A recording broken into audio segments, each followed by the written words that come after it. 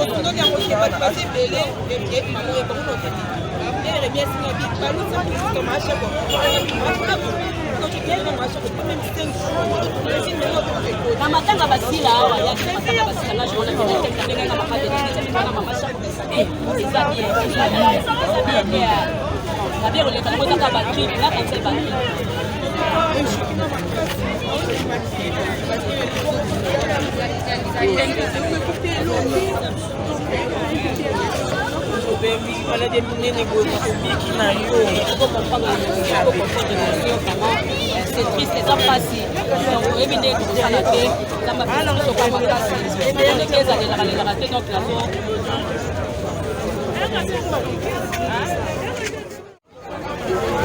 Triste en réalité, les comédiens en larmes. T'accueilles mon Biso, maman Shako n'est plus.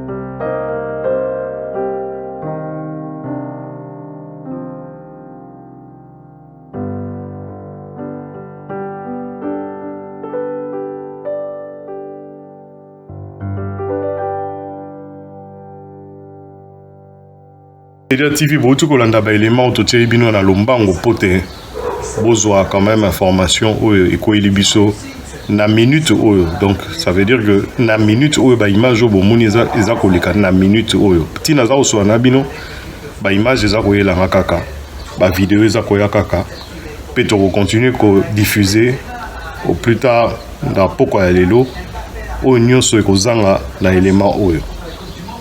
Mais eloko tokoki koloba kaka eza kaka que santé à moto eza primordial, vie à moto eza primordial.